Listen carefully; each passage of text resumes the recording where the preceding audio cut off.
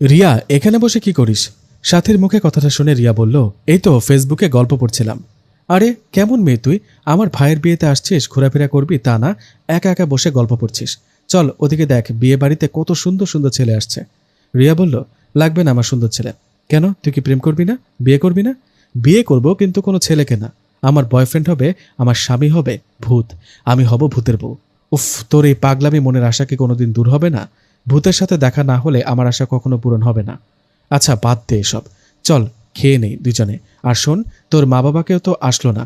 ভাইয়ার বিয়েতে আমি টিফিন বাটিতে করে ওদের জন্য খাবার রেডি করে রেখেছি, তুই বাড়িতে যাবার সময় নিয়ে যাস, কেমন? এ বলে রিয়া ও সাথী দুজনে খাওয়া দাওয়া করতে চলে গেল। রাত 10টা। রিয়া সাথীকে বলল, সাথী আমি এখন বাড়িতে চলে যাই, সময় হলে কাল আসবো। ওকে, এই যে টিফিন বাটিতে খাবার আছে, সাবধানে যাবি। এই, আমি কি এগিয়ে দিয়ে আসবো? না লাগবে না, 10 মিনিটের পথ, আমি একাই চলে যাব। এই বলে সাথীর বাড়ি থেকে রওনা করলো রিয়া। গ্রামের পথ রিয়া একা একা হাঁটছে। হাঁটতে হাঁটতে সামনে একটা বাঁশঝাড়ের কাছে চলে আসে।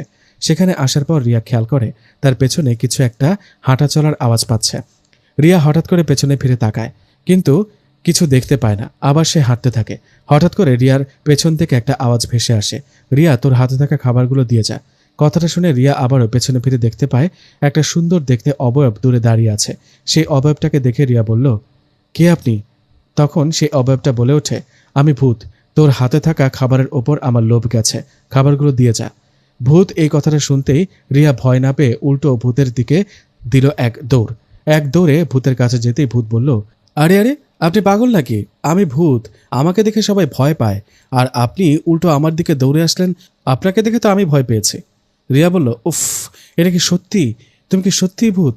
হ্যাঁ সত্যি আমি ভূত। টিফিন বাটিটা একটু ধরো তো, এই বলে রিয়া ভূতের সামনে উড়াধুরা নাচতে শুরু করলো। এটা দেখে ভূত বলল, আরে আরে, কি করছেন, পাগল হলেন নাকি? নাচতে দাও আমাকে, তোমাকে কতদিন পর পেলাম, আরও আগে আসুনি কেন আমার জীবনে? মানে? মানে আমার স্বপ্ন আমি ভূতের সাথে প্রেম করব, বিয়ে করব। উফ, আজকে তোমার দেখা পেলাম। আরে পাগল নাকি? এত কিছু না বলে তোমার খাবারটা আমাকে দিয়ে চলে যাও, নইলে ঘাড় মটকাবো। দৌড় শালা, আমি তোমার বউ হব, তুমি আমার ঘাড় মটকাবা? খাবার না দিলে মটকাবো। খাবার খাবার ঠিক আছে, আমি তোমাকে খাইয়ে দিই। লাগবে না আমার খাবার, তুই যা তো বোন। না যাব না, তোমার সাথে প্রেম করব। মেন্টাল হাসপাতাল থেকে বেরিয়ে আসলেন নাকি? না, বান্ধবীর ভাইয়ের বিয়ে থেকে আসলাম। রাতের বেলা খাবার নিয়ে একা একা যাওয়া ঠিক না, অনেক ভূত প্রেত আছে, তারা নজর দেয়। নজর দিলে দিবে, আমার ভূতকে ভালোই লাগে। ছোটবেলা থেকে স্বপ্ন ভূতের বউ হব। তোমাকে আজকে পেয়েছি, এখন বলো আমার সাথে প্রেম করবা? না, মাথা খারাপ না করে তোর হাতে থাকা টিফিন বাটির খাবারগুলো আমাকে দিয়ে সোজা বাড়িতে চলে যা। তোমার খাবার লাগবে তো ওকে, আমি তোমাকে খাওয়াই দিই। এই বলে টিফিন বাটির খাবার বের করে রিয়া বলল, এই নাও, হা করো। কেন? না আমি খাবো না। হা করে বলছি, আমার হাতে না খেয়ে কিন্তু। কি করবে? কালকে কবিরাজের কাছে যাব, আর কবিরাজকে বলবো তুমি আমাকে ভয় দেখিয়েছ। তখন কবিরাজ তোমাকে হাজির করবে আর শাস্তি দেবে। এই মেয়ে তো আসলেই পাগল, মানুষ ভূত দেখে ভয়ে দৌড় দেয়, নয়তো ভয়ে জ্ঞান হারিয়ে ফেলে। আর ওকে দেখো, আমাকে ভাত খাইয়ে দেওয়ার জন্য দাঁড়িয়ে আছে। আমি তো তোমার বউ হব, ভালোবাসি তোমাকে, ভয় পাবো কেন? নাও হা করো, একটু খাওয়াই দিই। ধরো, লাগবে না আমার খাবার, থাকো তুমি। এই বলে ভূত বাতাসে মিলিয়ে গেল। ভূত চলে যাবার পরপর রিয়া বলল, রে চলে গেল, আমার স্বপ্নটা পূরণ হলো না। ভূতকে পেয়েও হারিয়ে ফেললাম। যাই হোক, মন খারাপ করে সেখান থেকে বাড়ির দিকে হাঁটতে লাগলো রিয়া। কিছুটা সামনে যাবার পর রিয়া দেখলো তার একটা কালো অবয়ব দাঁড়িয়ে আছে। রিয়া কালো অবয়বটাকে দেখে আরও সামনে এগিয়ে গেল। সামনে গিয়ে রিয়া বলল, কে আপনি? আমার সামনে রাস্তা আটকে দাঁড়িয়ে আছেন কেন? রিয়ার কথার জবাবে সামনে থাকা কালো অবয়বটা রিয়ার দিকে ঘুরে তাকালেন। ওরে, আপনি এত ভয়ানক কেন ভাই? বলে উঠল রিয়া। রিয়ার কথা শুনে কালো অবয়বটা বলল, রাস্তা আটকিয়েছি একটা কারণে, তোর হাতে থাকা খাবারগুলো দিয়ে যা। কথাটা শুনে রিয়া বলল, কেন, তুই কি রান্না করে খেতে পারিস না নাকি? না পারি না। তোর হাতে থাকা খাবারগুলো দিবি নাকি তোর রক্ত চুষে খাবো? বললেই হলো রক্ত খাবে, তোকে কুত্তার রক্ত খাওয়াবো শালা। তুই জানিস আমি ভূতের বউ, আমাকে ভয় দেখে লাভ নেই। তোর মতো পাগলিকে কোন ভূত বিয়ে করলো সেটাই মাথায় আসে না। আছে একজন। তা যাই হোক, তুই এত ভয়ানক রূপে আসছিস কেন? ভালো রূপে আয়। না, আমি পিশাচ জিন, ভালো রূপে থাকি না। তোর সাথে এত কথা বলবো না। খাবারগুলো দিবি নাকি রক্ত খাবো? না দিব না, কাছে আয়, একবার খুশি মেরে নাক ফাটিয়ে দেব। রিয়ার কথা শুনে কালোর ভূতটা সত্যি সত্যি রিয়ার দিকে এগিয়ে আসতে লাগলো। এটা দেখে রিয়ার ভয় অবস্থা খারাপ। এখন কি হবে? ভাব দেখাতে গিয়ে তো বিপদে ডেকে নিয়ে আসলো, মনে মনে ভাবছে রিয়া। সেই কালো ভূতটা রিয়ার কাছে আসতেই সেখানে ঝড়ের বেগে আগের ভালো ভূতটা চলে আসলো। ভালো ভূতকে দেখে রিয়া বলে উঠল, বাহ বাহ, ক্যা সিন হ্যাঁ, বলেছিলাম না কালো ভূত? আমি ভূতের বউ, দেখ, ওই দেখ, তুই কিচ্ছু করার আগেই আমার বয়ফ্রেন্ড, আমার স্বামী ও চলে আসছে। রিয়ার মুখে কথাটা শুনে কালো ভূতটা বলল, পাশে থাকা আগের ভূতটার দিকে তাকিয়ে বলল, সুলাইমান, তুই বিয়ে করেছিস, তাও একটা মানব জাতিকে? এই কথাটা শুনে রিয়া অবাক হয়ে বলে উঠল, কি তোমরা দুজন দুজনকে চেনো নাকি? তখন কালো ভূতটা বলে উঠল, হ্যাঁ, তুমি যাকে স্বামী বলছো ও আমরা দুইজন বন্ধু, ওর নাম সুলাইমান। কালো ভূতের মুখে কথাটা শুনে রিয়া মনে মনে বলে উঠল, উফ, ধরা খেয়ে গেলাম, এখন কি হবে? তখনই ভূত কালো ভূতকে বলল, আরে না, এই মেয়ে পাগল, বুঝলি? ও আমার বউ না, ও আমার পরিচিত। তুই চলে যা, পরে তোর সাথে কথা বলবো। ভূতের কথা শুনে কালো ভূতটা বলল, ঠিক আছে, চলে যাচ্ছি, তবে তোকে একটা কথা বলি, মানুষের কাছ থেকে সাবধানে থাকবি। এই বলে চলে গেল কালো ভূত। রিয়ার সামনে দাঁড়িয়ে আছে সুলাইমান ভূত। কালো ভূতটা চলে যাবার পর সুলাইমান ভূত বলল, এই মেয়ে, তোমার মাথায় কি সমস্যা? ওকে কেন বললা তুমি আমার বউ? ভুল করে বলেছি, আমি কি জানি নাকি ওই ভূতটা তোমার বন্ধু? ঠিক আছে ঠিক আছে, এখন সোজা বাড়িতে চলে যাও। ও মা, আমি এই রাতের বেলা একা যাব? তুমি যাবা না আমার সাথে? আবার যদি কোনো ভূত ভয় দেখায়, তুমি এগিয়ে দিয়ে আসো বাড়ি পর্যন্ত। আমার ঠেকা পড়ছে, তাই না? আমি না তোমার গার্লফ্রেন্ড, কিছুদিন গেলে বিয়ে করব, তাহলে চলো এগিয়ে দাও। কি? তোমাকে বিয়ে করব? তোমাকে বিয়ে করার চেয়ে কোনো ডাইনিকে বিয়ে করে সুখে থাকবো। আমি ডাইনির চেয়ে সুন্দরী আছি। এত কথা না বলে আমাকে বাসায় রেখে আসেন, নইলে চিৎকার দেবো। খার পাল্লায় পড়েছি রে আমি, এরকম মানুষ তো কখনো দেখিনি। চলো হাঁটতে হাঁটতে কথা বলি। এই বলে ভূত ও রিয়া দুজনেই গল্প করতে করতে হাঁটতে লাগলেন। গল্পের এক ফাঁকে রিয়া বলল, আচ্ছা ভূত, আমার হাতে টিফিন বাটিতে যে খাবার ছিল তুমি জানলা কেমনে? তুমি তো দেখোনি। ভূতেরা বুঝতে পারে, ও আমার বাসায় গিয়ে তোমাকে খেতে দিব, খাবে? ভূত বলল, হ্যাঁ, তোমার রক্ত খাবো। এত কিছু থাকতে আমার রক্ত কেন? তুমি চিন্তা করো না, কালকে একটা কুত্তা মেরে তার রক্ত খাওয়াবো তোমাকে। ছি, লাগবে না। কেন? মাংস খেতে দিতে চাইলাম, তাও খেতে চাও না। এই তো আমার বাড়ি চলে আসছি, চলো চলো আমার সাথে চলো। না, আমি যাব না, তুমি যাও। চলে যাবা? ওকে, যাও তাহলে। কালকে দিনের বেলা এসো, তোমাকে একটা সারপ্রাইজ দেব। পাগল হয়েছ? আমি তোমার হাত থেকে বাঁচতে পারলে বাঁচি, আর কখনো আসবো না তোমার কাছে। কি? আসবা না? আসবা না? না, কখনো না। দিলাম এক চিৎকার। আমার চিৎকার শুনে কিন্তু বাবা বন্দুক নিয়ে বাইরে আসবে আর তোমাকে গুলি করে দেবে। আমার বাবার কাছে বন্দুক আছে। এ কেমন চিপায় পড়লাম আমি। আচ্ছা ঠিক আছে, কালকে দিনের বেলা রুমে থেকো, আমি আসবো। এই বলে চলে গেল ভূত। রিয়া ও রুমে চলে গেল। পরের দিনের ঘটনা। রিয়া রুমে বসে অপেক্ষা করছে ভূত কখন আসবে তার রুমে। এভাবে বেশ কিছুক্ষণ অপেক্ষা করার পর ভূত রিয়ার রুমে আসে। ভূতকে দেখে রিয়া বলে, এই ভূত, এতক্ষণে আসার সময় হলো কেন? কি হয়েছে? তোমাকে মিস করছিলাম, তুমি তো আমার স্বপ্নের নায়ক। পাগলামি শুরু হলো। কি কারণে ডেকেছো তাই বলো, কি সারপ্রাইজ দিবা সেটা বলো। পরে বলছি, আগে মাংস খাও। তোমার জন্য মুরগির রোস্ট বানিয়েছি, নাও খাও। না, খাবো না, তুমি খাও। আব্বা, আরে আরে কি করো? ঠিক আছে, দাও, খাওয়াই দাও। ভূতের কথায় রিয়া ভূতকে মাংস খাইয়ে দিচ্ছে। ভূত খাচ্ছে, ঠিক তখন রিয়ার মা বাবা হুট করে এক লাফে রুমে চলে আসে। এসেই বলে, সারপ্রাইজ। এটা দেখে ভূত বলে, কিসের সারপ্রাইজ? এটাই তো সারপ্রাইজ, আমার মা বাবা তোমাকে দেখবে, কথা বলবে, এটাই সারপ্রাইজ ছিল। লাগবে না আমার সারপ্রাইজ, আমি চলে গেলাম। রিয়ার মা বলল, আরে আরে যেও না জামাই বাবা, একটু পরে যাও। রিয়ার বাবা বলল, হ্যাঁ জামাই, মাংস খেয়ে যাও। রিয়া কত কষ্ট করে রান্না করলো। ভূত বলল, কে আপনাদের জামাই শুনি? কেন? তুমি? তুমি ভূত, তুমি আমাদের মেয়ের জামাই। হায় হায়, এরা ফুল ফ্যামিলি পাগল। রিয়ার বাবা বলল, দেখি দেখি ভূত জামাই বাবা, একটা সেলফি তুলি। তাকাও, মোবাইলের দিকে তাকাও। আমি কোথায় এসে পড়লাম? রিয়ার মা বলল, আহা, এভাবে সেলফি তুললে কি মজা লাগে? ভূত বাবা, তুমি ছাগলের রূপে আসো তো, ছাগল হও, তারপর সেলফি তুলবে। ছাগল হব? না না, ছাগল হতে হবে না, তুমি একটা বিশাল সাপের রূপ নাও, আমি তোমার সাথে একটা সেলফি তুলি, সেটা ফেসবুকে আপলোড দিব, হেব্বি লাইক পাবো। না, পারবো না। আহ বাবা, এত করে যখন বলছে তখন সাপের রূপ নাও না, কি এমন হবে, নাও। রিয়ার কথায় ভূত আর কিছু না বলে বিশাল একটা সাপের রূপে আসলো। ঠিক তখনই রিয়ার বাবা সাপের সাথে একটা সেলফি নিল। সেলফি নেবার পর ভূত আবার মানুষের রূপে এসে জিজ্ঞেস করলো, আচ্ছা, আমি যে সাপের রূপে আসলাম, আমাকে দেখে আপনাদের ভয় করলো না? না, কিসের ভয়? রিয়ার বাবা বলল, না জামাই বাবা, ভয় পায়নি, খুব সুইট লাগছিল। আমি নিশ্চিত এরা পাগল, সবাই পাগল, এদের পাল্লায় কেন যে পড়লাম। আরে অবাক হচ্ছ কেন? আমি তোমাকে বিয়ে করি, এটা মা বাবাও চায়, ওরাও রাজি। হ্যাঁ ভূত বাবা, আমরা রাজি, তুমি আমাদের জামাই হবে। রিয়ার মা বলল, বাবা ভূত জামাই, তুমি আমার মেয়েকে বিয়ে করলে আমি কত খুশি হব। পাশের বাসার ভাবিদের গর্ব করে বলতে পারবো, আমার জামাই ভূত, সে উড়ে বেড়াতে পারে, বাতাসের বেগে চলতে পারে। আচ্ছা, আপনারা পাগলাগারদ থেকে পালালেন কিভাবে? রিয়ার মা বলল, কি? না, কিছু না। আচ্ছা, এত মানুষ থাকতে আপনাদের মেয়েকে ভূতের সাথে বিয়ে দেবার ইচ্ছে হলো কেন বলেন তো? ওই যে বললাম, আশপাশে সবাইকে গর্ব করে বলতে পারবো ভূত আমার জামাই। রিয়ার বাবা বলল, আসলে সত্যি বলতে কি, তোমার সাথে আমার মেয়ের বিয়ে দিলে তুমি তো আমার মেয়ের জামাই হবে, তাই না? তখন তো ভূতেদের সাথে আমাদের সম্পর্ক ভালো হবে। তখন আমি একটা পরীর সাথে প্রেম করব। আহ, কত মজা হবে। ছি, এই বয়সে প্রেম করবেন, তাও আবার পরীর সাথে? রিয়ার মা বলল, কি তুমি এই বয়সে প্রেম করতে চাচ্ছ, তাও একটা পরীকে? ওই তোমার চলনের শরীর, তুমি পরীর সাথে প্রেম করবা আমি থাকতে? ওই আমি কি কম সুন্দরী? আমার কাছে পরীর রানীও হার মানবে। রিয়ার বাবা বলল, পরীর রানী তো দূরের কথা, তোমার চেয়ে পেতনি সুন্দর আছে। কি এত বড় কথা? দাঁড়াও, আজকে তোমার একদিন কি আবার একদিন। এই বলে রিয়ার মা বাবার দুজনের মাঝে তুমুল ঝগড়া শুরু হলো। তখন ভূত মনে মনে বলতে লাগলো, এই সুযোগ, এখন পালাতে হবে।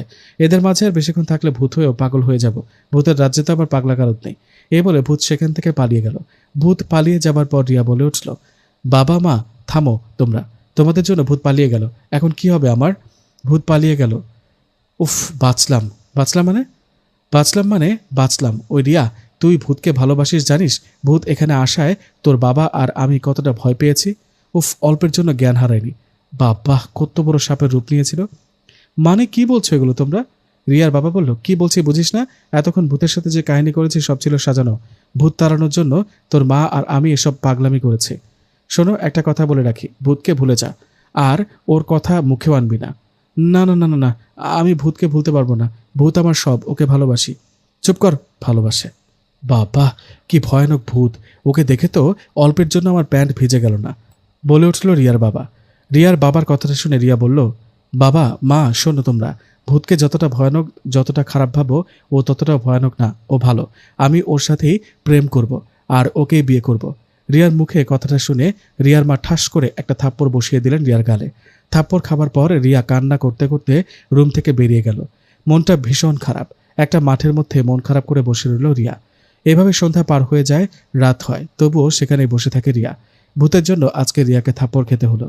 যাই হোক, রিয়া সেখানে বসে থাকা অবস্থায় সেখানে ভূত চলে আসে। ভূত এসে রিয়াকে বলে, কি ব্যাপার, এই রাতের বেলা মাঠের মধ্যে বসে আছো কেন? তোমার জন্য। মানে? তোমাকে ভালোবাসি আর বিয়ে করতে চাই। এই কথাটা বলাতে মা আমাকে থাপ্পড় মেরেছে, তাই মন খারাপ করে বাসা থেকে বেরিয়ে আসছি। কি বলো? তোমার মা বাবা রাজি না? ওরাই না বললো তোমাকে বিয়ে করতে? কোচও বলেছে ওরা মিথ্যা বলেছে, ওরা তোমাকে পছন্দ করে না, কিন্তু আমি তোমাকে পছন্দ করি, চলো না প্রেম করি। ভূত বলল, এত তাড়াতাড়ি পাগল হবার শখ নাই। তোমার মা বাবার মতো তুমিও আমাকে অপছন্দ করো, ভুলে যাও আমাকে। না না না, ভুলবো না। পাগলামি না করে বাড়িতে যাও। না, যাব না, আগে বলো ভালোবাসো আমাকে। না বললে তো পাগল করে ছাড়বা। না, পাগল করব না, জ্বালাবো না, বলো ভালোবাসো। পাগলামি না করে বাসায় যাও, রাত হয়েছে। ভয়ানক ভূত কিন্তু পাঠিয়ে দেব, গিয়ে সে তোমাকে ভয় দেখাবে। দেখাক ভয়, ভয় পাবো না। তুমি বলো আগে ভালোবাসো। না, বাড়িতে যাও, নইলে ভূত পাঠাবো, ওর কিন্তু মাথা নাই, মাথা ছাড়া তোমার দিকে এগিয়ে আসবে। ও বাবা, তাই? যাবো, বাসায় যাব। তুমি যেও না কোথাও। বাহ, এই তো লাইনে আসছে। আসো আমার কোলে আসো, তোমাকে উড়ে উড়ে নিয়ে যাই। না না না, আগে বলবা ভালোবাসো, বিয়ে করবা, তারপর। তা না হলে বেড়া ভূতের কোলে উঠবো কেন? আকাশ খারাপ, ঝড় আসবে, চোখটা বন্ধ করো। ভূতের কথায় রিয়া কথা না বাড়িয়ে চোখ বন্ধ করলো। একটু পর ভূত বলল, চোখ খোলো। চোখ খুলে রিয়া বলল, এত তাড়াতাড়ি আমার রুমে চলে আসলাম? হ্যাঁ, আমরা দ্রুতই চলতে পারি। যাই হোক, রাতে খেয়ে শুয়ে পড়ো, আমি চলে যাচ্ছি। আর হ্যাঁ, একটা কথা, তোমাকেও আমার ভালো লাগে, ভালোবাসি। কি? কি আমাকে ভালোবাসো? হ্যাঁ, বাসতে শুরু করেছি। কথাটা শুনে রিয়া নাচতে শুরু করলো আর বলতে লাগলো, উফ, আজকে আমার আশা পূরণ হয়েছে, ভূত আমার বয়ফ্রেন্ড হয়েছে। এই ভূত, চলো না নাচ করি। কেন? সিনেমায় দেখো না প্রেম হলে নাচ করে। আসো নাচ করি। এটা কি সিনেমা চলছে নাকি? আবার মাথায় পাগলামি উঠল নাকি? চলে গেলাম। হ্যাঁ যাও, কালকে এসো। আজকে খুশি টেলায় ঘুমাবো না, একা একা নাচ করব। ভূত বলল, আসলেই পাগলি এই মেয়ে, আসলে এই মেয়ে পাগল, বলে উঠল ভূত। ভূতের কথার জবাবে রিয়া বলল, আরে খুশিতে পাগল হয়ে গেছি ভূত। ঠিক আছে, যত ইচ্ছে হয় নাচ করো, আমি চলে গেলাম, কালকে আসবো। এ বলে চলে গেল ভূত। এভাবে রিয়া ও ভূতের মাঝে তৈরি হলো অনেকটা ভালোবাসা। আর কেটে গেল একটি বছর। একদিন সকালবেলার ঘটনা। খাবার সময় রিয়ার মা বলে ওঠে, আচ্ছা রিয়া, ইদানিং রোজ রাতে কার সাথে কথা বলিস? ভূত আসে নাকি তোর রুমে? হ্যাঁ, তা তো আসে। তোমরা কি জানো না আমরা একে অপরকে ভালোবাসি, দুজন দুজনকে বিয়ে করব? রিয়ার বাবা বলল, চুপ কর, ভূতকে বিয়ে করবে, মেরে ফেলবো একদম। শোন, তোর জন্য একটা ভালো ছেলে দেখেছি, আমার বন্ধু রফিকের ছেলে। সামনের শুক্রবার তোর সাথে রফিকের ছেলের বিয়ে দেব। তুই বিকেলে রফিকের ছেলে সুমন ও ওর সাথে দেখা করে কথা বলে নিস, দুজন দুজনকে চেনা পরিচয় হয়ে যাবে। রিয়া বলল, কিন্তু বাবা, আমি ভূতকে ছাড়া কাউকে বিয়ে করব না। রিয়ার বাবা থাপ্পড় খেতে না চাইলে যা বলি তাই কর, এই বলে খাবার শেষে চলে গেল রিয়ার বাবা মা। এদিকে রিয়া রেগে মেগে মনে মনে বলল, সুমনের বাচ্চা, তোর জন্য এসব হচ্ছে, দাঁড়া বিকেলে দেখা হোক আগে। যাই হোক, বিকেল হলো, রিয়া দেখা করলো সুমনের সাথে। সুমনের সাথে দেখা হওয়ার পর সুমন বলে উঠল, হাই, কেমন আছো? আমি সুমন। আমার সাথে তোমার বাবার বিয়ে ঠিক করেছে, সামনের শুক্রবার আমাদের বিয়ে। মায়ের খাইস না, কতদিন হলো? মানে? না মানে আপনাকে একটা কথা বলি। বলো না, তোমার সব কথা শুনতে আমি রাজি। শূন্যে ওড়ার ইচ্ছা আছে আপনার, সুপারম্যানের মতো? হ্যাঁ, থাকবে না কেন? আমারও ইচ্ছে হয় শূন্যে ভেসে বেড়াই, উড়ে বেড়াই। তাই না? ওয়েট, আপনার ইচ্ছে পূরণ করছি। এদিকে ভূত তখনই সুমনের পিছনে এসে দাঁড়ালো। রিয়া ইশারা করায় সুমন হঠাৎ করে শূন্যে উঠতে লাগলো। এটা দেখে সুমন ভয়ে চিৎকার করে বলে উঠল, ও মাগো, আমি শূন্যে উঠছি কিভাবে? কেউ নিচে নামাও আমাকে, পড়ে গেলে মরে যাব। এই অবস্থা দেখে রিয়া বলে উঠল, কি, শূন্য ওড়ার শখ মিটেছে? হ্যাঁ মিটেছে, কিন্তু আমি একা একা শূন্যে উঠছি কিভাবে সেটা জানতে পারবেন। আগে বলেন, আমাকে বিয়ে করবেন না। যদি বিয়ে করতে চান তো শূন্য থেকে নিচে ফেলে দিয়ে মেরে ফেলবো। সুমন বলল, না না, তা করবে না, দয়া করে নিচে নামাও। ওকে, আমি তোমাকে বিয়ে করব না, নিচে নামাও। সুমনের কথায় রিয়া ইশারা করলো। ভূত সুমনকে শূন্য থেকে নিচে নামিয়ে দিল। নিচে নেমে সুমন বলল, আরে তুমি মানুষ না ভূত? ইশারা করলে আর অমনি আমি উপরে উঠলাম। আমি ভূত না, ভূতের বউ, গার্লফ্রেন্ড সব। আমি ওকে বিয়ে করব, তোকে না। এরপরও যদি আমাকে বিয়ে করতে রাজি হোস তাহলে তোকে পানিতে চুবানি খাওয়াবো ভূতকে দিয়ে। শুধু তাই নয়, ভূত তোকে এমনভাবে ভয় দেখাবে যেটা দেখে সহ্য করতে পারবি না। সুমন বলল, কিন্তু আমি তো তোমাকে একটু একটু ভালোবেসে ফেলেছি। রিয়া বলল, তাই না? দাঁড়া, এবার তোকে মেঘের দেশে পাঠাবো, বেলুনের মতো উড়বি এবার। না না না, মাফ করো, ওকে, বিয়ে ক্যান্সেল। আপু, বলো বলো আপু, ভুল হয়েছে, আপনাকে বিয়ে করব না। সুমন বলল, ঠিক আছে আপু, ছোট ভাই হিসেবে মাফ করে দেন। আপনাকে বিয়ে করার শখ মিটে গেছে, চললাম আমি। রিয়ার এমন ব্যবহারে সুমন নামে ছেলেটা সেখান থেকে চলে গেল।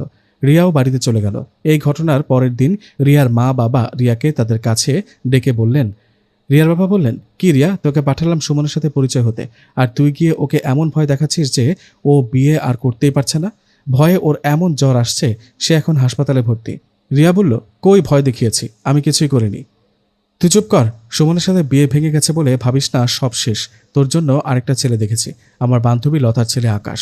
ওর সাথে তোর বিয়ে দেব, এটাই ফাইনাল। আর শোন, ওকে যদি ভয় দেখিয়েছিস তাহলে তোর খবর আছে বলে দিলাম। যা এখন আকাশের সাথে দেখা করলে কর, না করলে ডাইরেক্ট বিয়ে। রিয়ার মায়ের কথায় রিয়া মনে মনে ভাবল, কোনো ব্যাপার না, আগেরটার মতো এটাকেও তাড়াবো। এই ভেবে পরের দিন ছেলেটার সাথে দেখা করলো। দেখা হতেই রিয়া বলল, আপনার সাথে আমার বিয়ে ঠিক করেছে। আপনি জানেন আমার সাথে ভূত থাকে, আমাকে বিয়ে করলে সে কিন্তু আপনাকে মেরে ফেলবে। রিয়ার মুখে কথাটা শুনে আকাশ বললেন, ও এই কথা, সমস্যা নেই, আমি তবুও রাজি আছি। কি রাজি? ভূতকে দেখে ভয় করে না? ও কিন্তু আপনার ঘাড় মটকাবে। বললেই তো হয় না, উল্টো আমি ভূতের হাত ভেঙে ফেলবো, আপনাকে কিন্তু শূন্যে উড়াবে। বাহ, তাহলে তো ভালোই, পাখির মতো উড়ব। ভাই, তুই কি আসলেই ভয় পাচ্ছিস না? না। দেখ তোর পেছনে কে। রিয়ার কথা শুনে আকাশ পেছনে তাকাতে দেখলো ভূত পেছনে দাঁড়িয়ে আছে। এটা দেখে আকাশ বলল, কিরে ভূত, তুই এখানে? ও, তুই তাহলে রিয়ার বয়ফ্রেন্ড? শোন, আমি এসব বয়ফ্রেন্ড টয়ফ্রেন্ড বুঝি না, রিয়াকে আমি বিয়ে করব। ভূত বলল, গাছের ডালে ঝুলতে চাস আকাশ? তুই কি বোতলে বন্দি হতে চাস? এমন ভয় দেখাবো যে প্যান্টের ভিতরে মুতে দিবি। যা ভাগ শালা, যা পারিস করিস, দেখা যাবে। 2 দিন পর রিয়ার সাথে আমার বিয়ে, পারলে আটকে দেখিস। এই বলে চলে গেল আকাশ। তখন রিয়া ভূতকে বলল, ভূত এখন কি হবে? এই ব্যাটা তো ভয় পায় না, তোমাকেও না, এখন কি হবে? আরে এটা নিয়ে ভেবো না, তোমার বিয়ে আমার সাথে হবে। আকাশকে গাছের ডালে ঝুলিয়ে রেখে ওর রূপ নিয়ে আমি তোমাকে বিয়ে করব, চিন্তা করো না তো। এই না হলে আমার বয়ফ্রেন্ড। রিয়ার কথা শুনে ভূত বলল, আরে চিন্তা নেই, তুমি আমারই বউ হবে, বুঝলে? আকাশের ব্যবস্থা আমি করব। এ বলে চলে গেল ভূত। রিয়াও বাড়িতে চলে গেল। এভাবে কেটে গেল আরও একটা দিন। অবশেষে চলে আসলো বিয়ের দিন। বিয়ের দিন বউ সেজে বসে আছে রিয়া। বর আসলো। রিয়া মনে মনে অনেক খুশি। আজকে তার মনের আশা পূরণ হবে। আজকে সে ভূতকে বিয়ে করবে। আজ থেকে সে হবে ভূতের বউ। যাই হোক, কিছুক্ষণের মধ্যে বিয়ে হবে। রিয়া ওর রুমে বসে আছে, হঠাৎ আকাশ তার রুমে আসে। আকাশকে দেখে রিয়া বলে, ভূত তুমি আসছো? কি, কিছু বলবা নাকি? বাহ, তুমি আকাশের রূপ নিয়ে আসছো, বুঝে যায় না। সবাই ভাববে তুমি আসল আকাশ। রিয়ার মুখে কথাটা শুনে আকাশ বলল, কে ভূত? আমি কোনো ভূত নই, আমি আকাশের রূপও নেইনি, আমি হলাম আসল আকাশ। কি, সত্যি তুমি আকাশ? হ্যাঁ, কি ভেবেছ আমি এতটাই বোকা? আমি জানি তোমাকে এত সহজে বিয়ে করতে পারবো না, তাই একটা কবিরাজ দিয়ে ভূতকে বন্দি করেছি। এখন তোমাকে বিয়ে করব। আজকে আমাদের বাসর হবে। কি হারামজাদা কুত্তা, তুই আমার ভূতকে বন্দি করেছিস, আবার আমাকে বিয়ে করে বাসর করার চিন্তা করছিস? হ্যাঁ, বিয়ে করলে তো বাসর করবো, তাই না? এই যে আমার কাছে ব্লেড আছে, বাসর করতে আসলে কেটে দিব। কি কেটে দিব জানিস তো? ছি, এসব কি বলো? তুমি না আমার বউ হবা? তোর বউয়ের গুষ্টি কিলাই, যদি জোর করে বিয়ে করিস তাহলে কি করবো জানিস? তুই রাতে ঘুমাবি না, ঘুমালে তোর গলা টিপে তোকে মারবো। আমাকে মারতে পারবা? তোমার না বর হই। তুই কি মায়ের খাবি? খাবি নাকি বল? এখন আমি কি করব? সবাইকে বল বিয়ে করবি না, চলে যা। কি বলবো সবাইকে? বলবি তোর শরীর খারাপ, ডায়রিয়া হয়েছে, বিয়ে করবি না। এটা কোনো কথা? আমি তো সুস্থ আছি। কাছে আয়, নাকের মধ্যে ঘুষি মেরে অসুস্থ করে দেই। আরে কি হলো তোর, হাসাচ্ছিস কেন? তোমার কাহিনী দেখে। আরে বোকা, আমি আকাশ না, আমি আসলে ভূত। কি? সত্যি? সত্যি তুমি ভূত? আরে হ্যাঁ, আমি সত্যি ভূত। এখন আকাশের রূপে তোমার সামনে দাঁড়িয়ে। ওই শালাকে কি করেছো? কোথায় ও? কাকে? আরে আকাশকে। ওকে গাছের ডালে উল্টো করে বেঁধে রেখে আসছি। চিন্তা করো না, ও এত সহজে আসতে পারবে না। একটু পর তো আমাদের বিয়ে হবে। ইস, একটু পর কেন, এখনই হোক। ওই কাজী সাহেব আসেন তাড়াতাড়ি, আমার আর তর্স হয়েছে না। আকাশ বলল, বিয়ের দিন পাগলামি শুরু করলা পাগলিটা। হারে, বিয়েটা হলে তো ভূতের বউ হবে, বুঝো না? এ বলে বিয়ের সাজে নাচতে শুরু করলো রিয়া। এটা দেখে ভূত বলল, হারে পাগলি, আজকে আমাদের বিয়েরে বউ সেজে নাচ করছো, কেউ দেখে ফেলবে তো। ভূতের কথার জবাবে রিয়া বলল, কে দেখে দেখুক, আমি তো তোমারই বউ, তাই না? এই শোনো না। হ্যাঁ বলো না, আজকে কি আমাদের বাসর হবে? হ্যাঁ হবে তো। ভূতের সাথে বাসর, বিষয়টা অন্যরকম। আচ্ছা, একটা কাজ করি। কি কাজ? একটা ক্যামেরাম্যান রাখি আমরা। আমরা বাসর করবো, ও ভিডিও করবে। এই মেয়ে বিয়ের জ্বালায় পাগলি হয়েছে। কি বলছো এসব? আরেকটা কথা, আমাদের বাসর হবে কোথায়? কোনো গাছের ডালে ঝুলে ঝুলে? না না, পারবো না, পড়ে যাবো তো। গাছের ডালে ঝুলে থাকবো কিভাবে? আমি কি বান্দর নাকি? ভয় নেই, পড়ে যাবে না। পড়তে গেলে আমি ধরে ফেলবো। ঠিক তখনই বাইরে থেকে কাজী সাহেব ডাক দিলেন। এখন বিয়ে পড়ানো হবে হয়তো। ভূত আকাশের রূপ নিয়ে আছে, তাই বাইরে থেকে একজন বলে উঠল, আকাশ বাইরে আসো, তোমাদের বিয়ে এখন পড়ানো হবে। কথাটা শুনে আকাশের রূপে ভূত বাইরে চলে গেল। রিয়া রুমের মধ্যে বসে আছে। এভাবে কিছুক্ষণ চলে যাবার পর রিয়া ছটফট করতে থাকে আর মনে মনে বলতে থাকে, ধুর, বিয়ে হয় না কেন? বাইরের সবাই কি করে এত তাড়াতাড়ি? বিয়েটা পড়ালেই তো হয়। মানুষের তো বিয়ে হয়, সবার বিয়ে তাড়াতাড়ি হয়, আমার বেলা এত যত ঝামেলা। এভাবে আরও কিছুক্ষণ অপেক্ষা করার পর রিয়ার মা রিয়ার রুমে আসে। রিয়ার মাকে দেখে রিয়া বলে, মা কি হয়েছে, এখনো বিয়ে পড়ানো হচ্ছে না কেন? কিছু সমস্যা হয়েছে কি? হ্যাঁ, সমস্যা তো হয়েছে। কি সমস্যা মা? কোনো ঝামেলা হয়েছে কি? তুই যা শুরু করেছিস তাতে ঝামেলা হবে না? এতটা বাড়াবাড়ি না করলেও পারতিস। ভূতকে বিয়ে করার এতই শখ তোর? রিয়ার মায়ের মুখে কথাটা শুনে রিয়া বুঝে ফেলে কোনো ঝামেলা হয়েছে। ভূত যে আকাশের রূপে বিয়ে করতে আসছে সেটা সবাই জেনে গেছে। তাই রিয়া ওর মাকে বলে ওঠে, মা, ভূতকে সত্যি অনেক ভালোবাসি। তোমরা জোর করে আকাশের সাথে বিয়ে দিচ্ছ। আমি ভূতকে ভালোবাসি, তাই ভূত আমাকে আকাশের রূপ নিয়ে বিয়ে করতে আসছে। রিয়ার মা বলল, তোকে আর বলতে হবে না, আমরা সবাই জেনে গেছি, আর যা করার তা করে ফেলেছি। মানে কি করেছো তোমরা? একজন হুজুরকে নিয়ে এসে ভূতকে বোতলে বন্দি করে মাটিতে পুঁতে ফেলেছি। কথাটা শুনে রিয়ার বুকের মধ্যে ধুক করে উঠল। এটা সে কি শুনল? দুই চোখ দিয়ে পানি বেয়ে পড়তে লাগলো রিয়ার। রিয়া কান্না ভরা চোখে ওর মাকে বলল, এটা তোমরা কি করলা মা? আমার ভূতকে বোতলে বন্দি করলা? এখন আমার কি হবে? আমি যে শেষ হয়ে যাব মা। এই বলে চিৎকার করে কান্না করতে লাগলো রিয়া। রিয়ার কান্না শুনে ওর মা বলল, কান্না করিস না, একটা বেইমানের জন্য কেন কান্না করছিস? ও ভালো না। চুপ মা, একদম চুপ। ভূত খারাপ না, বেইমান না। আরে অবশ্যই বেমান, তুই আসল রহস্য জানিস না। আসলে ভূত তোকে ভালোবাসেনি, তোকে ধোকা দেবার জন্য তোর সাথে ভালোবাসার অভিনয় করেছে। ভূত আমাদের সবার উপর প্রতিশোধ নিতে তোর সাথে প্রেমের অভিনয় করছে। না, বিশ্বাস করি না, ভূত কিসের প্রতিশোধ নেবে? ঠিক তখনই রুমের মধ্যে রিয়ার বাবা ও হুজুর চলে আসেন। ওরা রুমে এসে রিয়ার বাবা রিয়াকে বললেন, হ্যাঁ রিয়া, তোর মা ঠিক বলেছে, আমি তোকে আসল রহস্য বলছি। আমার বাবা মানে তোর দাদার সাথে এই ভূতের একটা শত্রুতা আছে। তোর দাদা এই ভূতের একজনকে মেরে ফেলেছিল কোনো কারণবশত। তাই এই ভূত তোর সাথে প্রেমের অভিনয় করছে, তোকে সহ আমাদেরকেও মেরে ফেলতে। হুজুর বলল, হ্যাঁ রিয়া মা, এসব সত্যি। না, আমি বিশ্বাস করি না, আমার ভূত এরকম হতেই পারে না, বলে উঠল রিয়া। রিয়ার কথা শুনে ওর বাবা বলল, বিশ্বাস না করলেও এটাই সত্যি, ভূত একটা ধোঁকাবাজ, বেঈমান। ওর কথা ভুলে যা, আর এমনিতেও ভুলে যাবি। ওকে তো বোতলে ভরে মাটিতে পুঁতে রেখেছে। রিয়ার বাবার কথাটা শুনে রিয়া চিৎকার দিয়ে কান্না করতে করতে বাইরে দৌড়ে গেলেন। সেখানে গিয়ে কান্না করতে লাগলেন আর সবখানে ভূতকে খুঁজতে লাগলেন। কিন্তু কোথায় খুঁজতে, ভূত কোথায়, এই বলতে বলতেই রিয়া জ্ঞান হারিয়ে মাটিতে পড়ে গেলেন। রিয়া ভূতকে হারিয়ে এতটাই কষ্ট পেয়েছিল যে 3 দিন পর জ্ঞান ফেরে। জ্ঞান ফিরতে রিয়ার মা বাবা রিয়াকে অনেক বোঝায়, যা হবার হয়েছে, ভুলে যা সব। কিন্তু রিয়া কিছু না বলে শুধু কান্না করতে থাকে। এভাবে কেটে যায় আরও একটা বছর। এই একটা বছর রিয়ার পাগলের মতো হয়ে গেছে। ঠিকমতো খাওয়া দাওয়া করে না, কেউ কিচ্ছু বললে শোনে না, মন মরা হয়ে বসে থাকতো সবসময়। রিয়ার এরকম অবস্থা দেখে রিয়ার মা একদিন কান্না করতে করতে বলে, মারে, যা হবার হয়েছে, জীবনটাকে নতুন করে সাজা। তোর বিয়ের জন্য একটা ভালো সম্বন্ধ আসছে, বিয়েটা কর, সুখী হবি। কিন্তু রিয়া ওর মায়ের কথায় কোনো উত্তর না দিয়ে সেখান থেকে চলে যায়। এইভাবে কাটতে লাগে সময়। একদিন রিয়া মাঠে বসেছিল, হঠাৎ তার কাছে একটা ছেলে আসে। ছেলেটা এসে রিয়াকে বলে, কিছু মনে না করলে আপনার পাশে বসতে পারি? কেন? বসে বলি। এই বলে ছেলেটা রিয়ার পাশে বসে পড়ে আর বলে, আমাকে চিনবেন না জানি, ছোট করে পরিচয় দিই, আমার নাম সাগর। আমার মা বাবা আর আপনার মা বাবা আমাদের দুজনের বিয়ের কথা বলেছেন, তাই কথা বলতে আসলাম।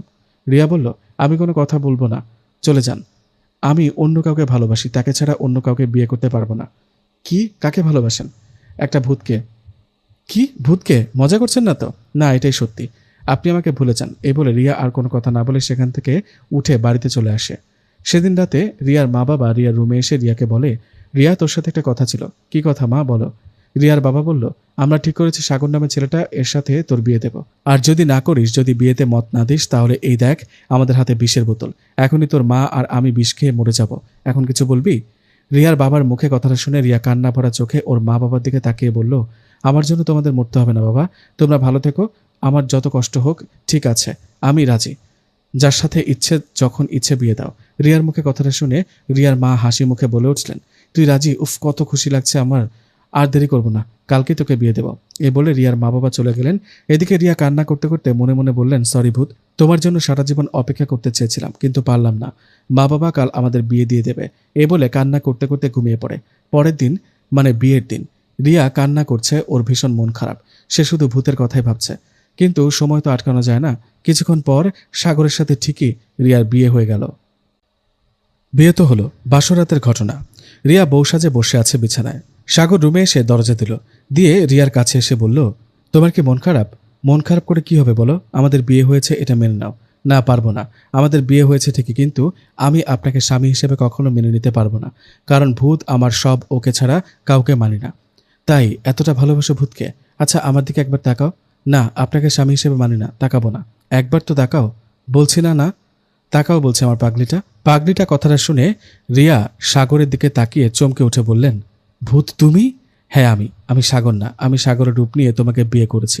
তুমি অন্য কারো না, আমার বউ হয়েছ, তোমার ভূতের বউ।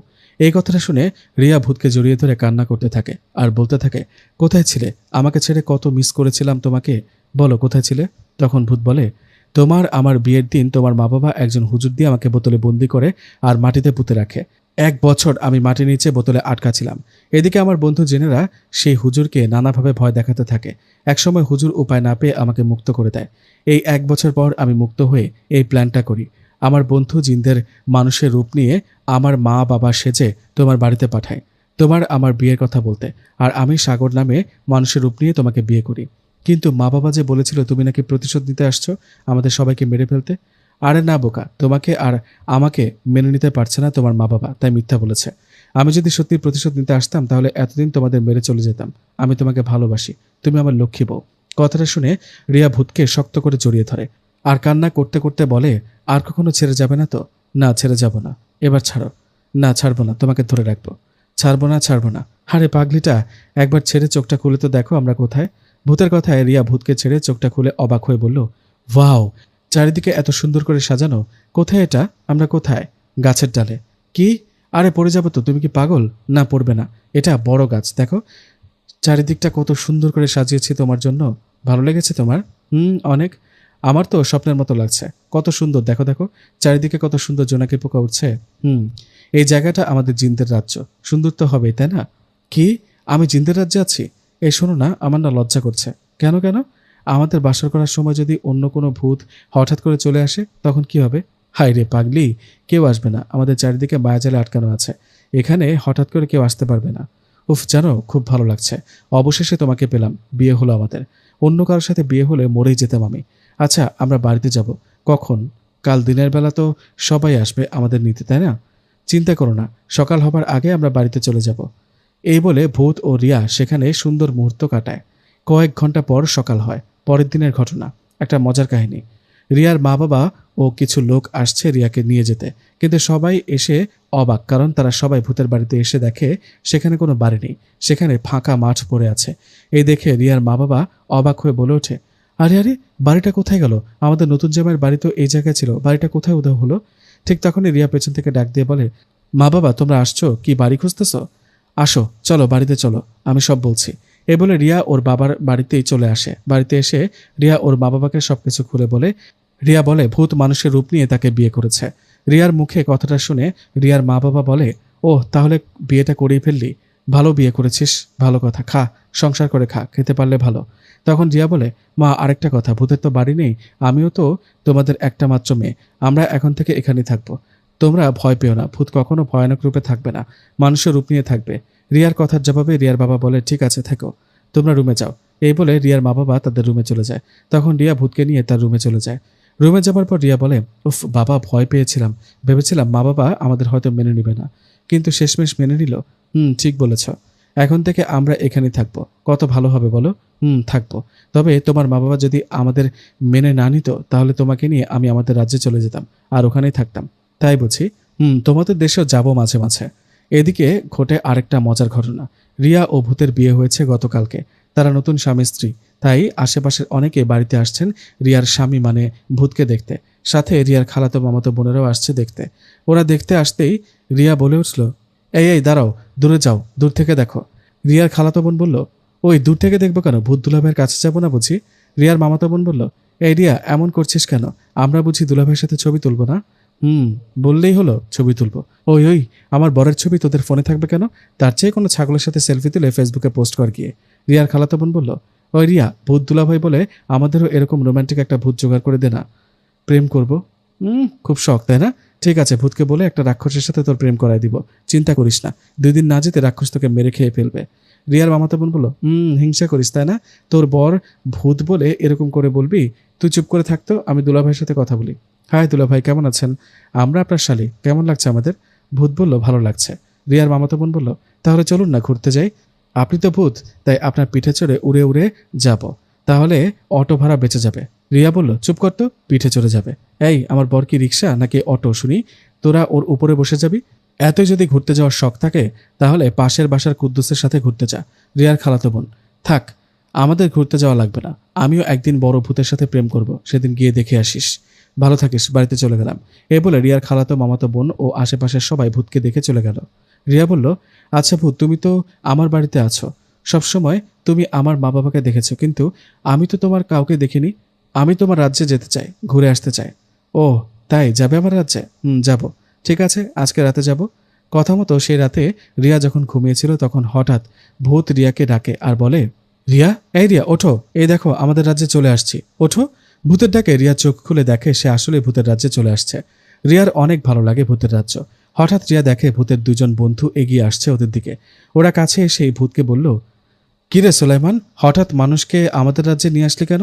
ভূত বলল, ও আমাদের রাজ্য ঘুরে দেখতে চেয়েছে, আর জানিস ওকে আমি বিয়ে করেছি, ও আমার বউ। বন্ধু ভূতেরা বলল, ও তাই, তো ভাবি সাহেব কেমন আছেন? কিরে সুলাইমান, আমাদের রাজ্যে এত পরি থাকতে তুই মানুষকে বিয়ে করলি, কি দেখলি এই মানুষের মধ্যে? ভূতের বন্ধুদের মুখে এসব কথা শুনে রিয়া মনে মনে বলে, আমি পরীর থেকে কম কিসের? আমাদের এলাকার 27টা ছেলে আমার জন্য পাগল ছিল, আমি টাইম দিইনি, আর আমাকে ছোট করে কথা বলে কুত্তা ভূত। তখন আবারও ভূতের বন্ধুগুলো বলেন, ভাবি আমাদের একদিন মাংস রান্না করে খাওয়াবেন তো, মানুষের ভাজা পোড়া খেতে ভালো লাগে।